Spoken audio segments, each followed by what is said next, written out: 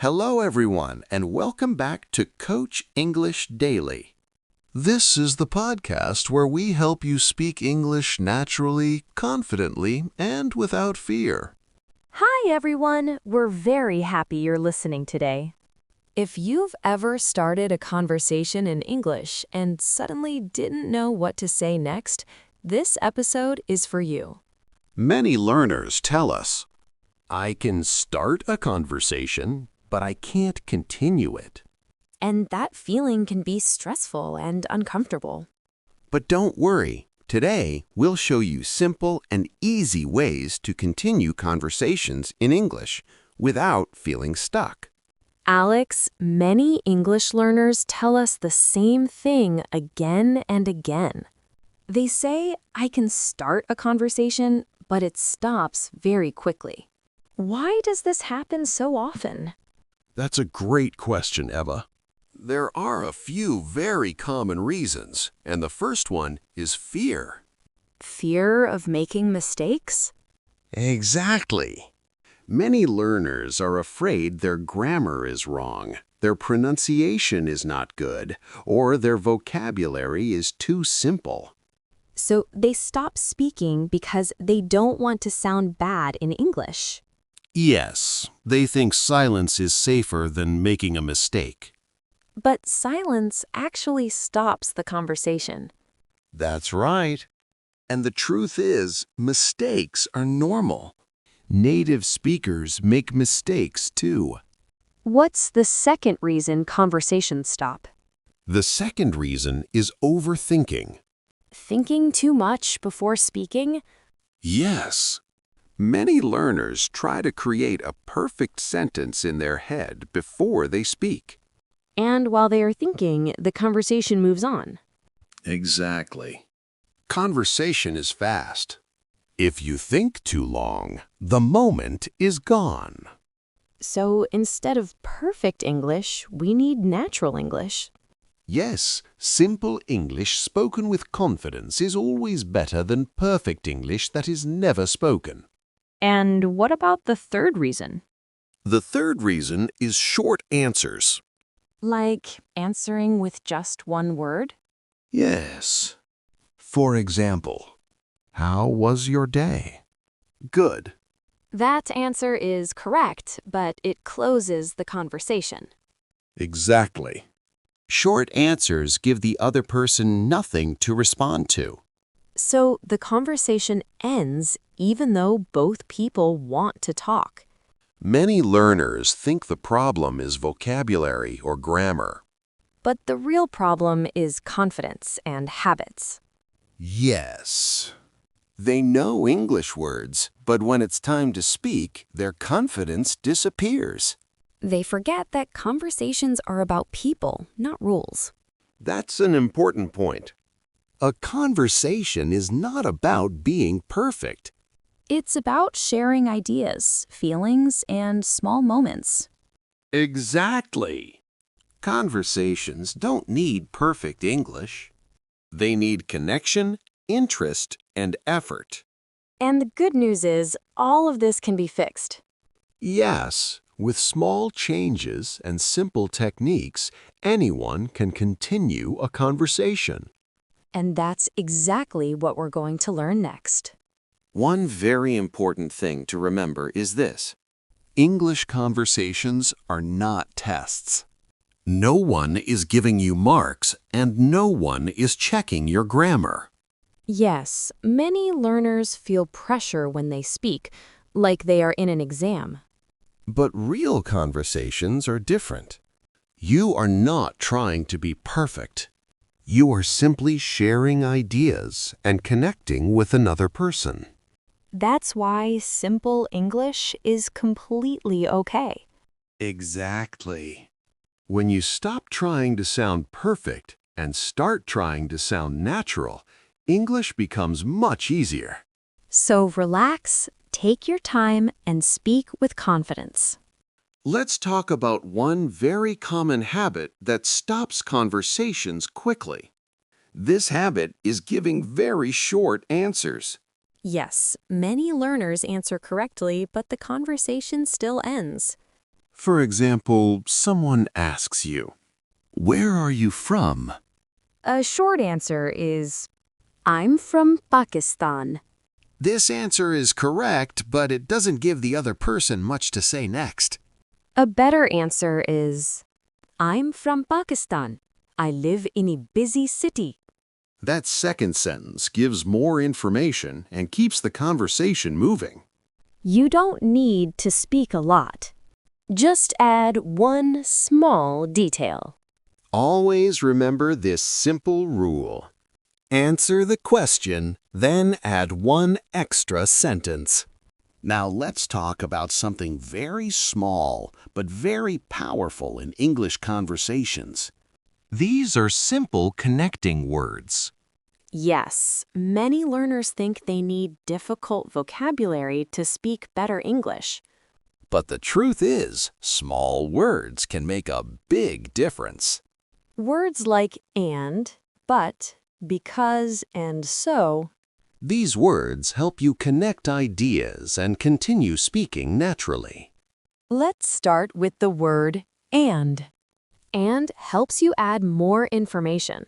For example, I work in an office and I talk to customers every day. Without and, the sentence feels short.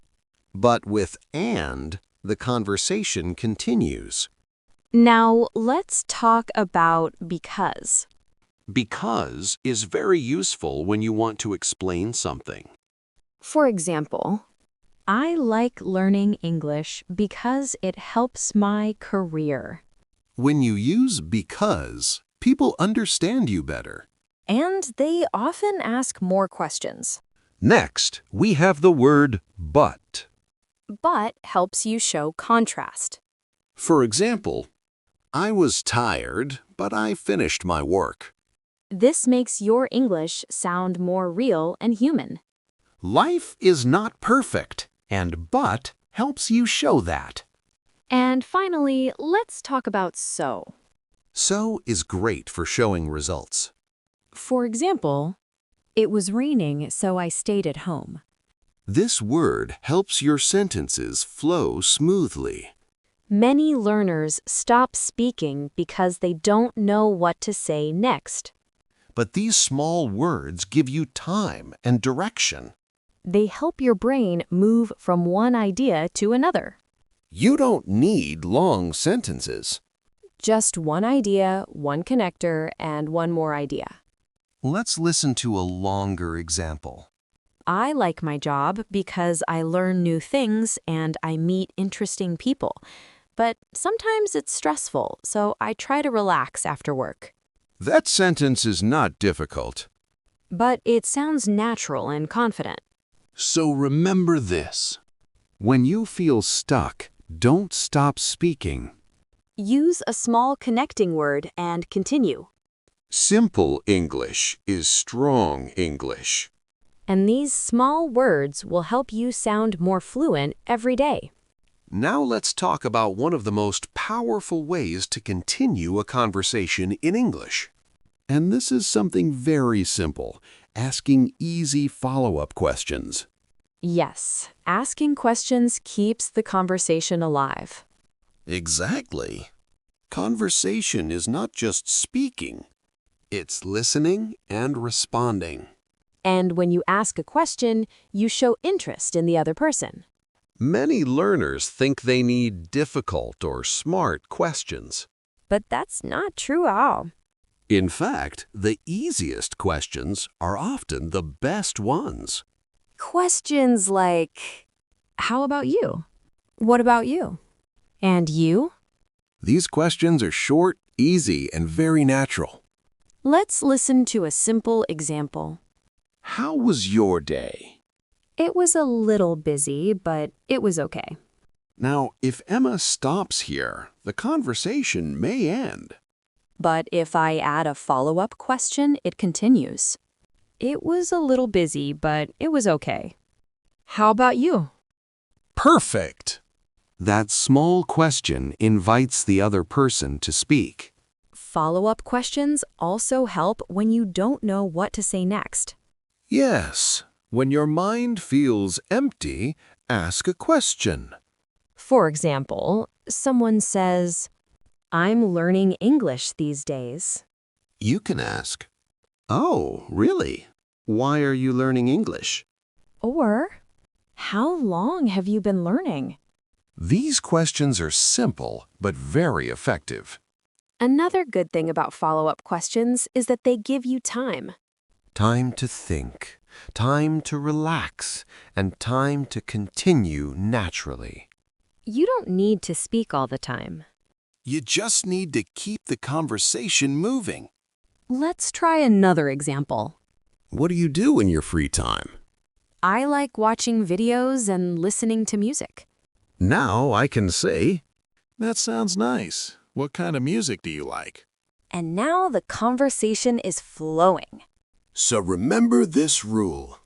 When you answer a question, try to ask one back. It doesn't have to be perfect. It just has to be friendly. Simple questions show confidence and interest. If you remember only one thing from this episode, remember this. When you feel stuck, Ask a simple question. it's one of the easiest ways to sound more natural in English. Another powerful skill is reacting. You can react with simple phrases. Oh, I see. That sounds nice. That's interesting. For example, I'm learning English for my job. that's great. What kind of job do you want? Now the conversation feels friendly and real. Sometimes your mind becomes empty. That's okay. It happens to everyone. You can say, let me think. That's a good question. I'm not sure, but These phrases give you time and keep the conversation alive. let's practice together. Someone asks, "What do you do in your free time?" Try this answer. I like watching videos and learning new things. It helps me relax. Then ask, "What about you?" Practice this aloud. Speaking out loud builds confidence. Remember, you don't need perfect English to have good conversations. You need 3 things. 1 extra sentence. 1 simple question. A little confidence. Every conversation is practice. And every practice makes you better. Thank you for listening to Coach English Daily.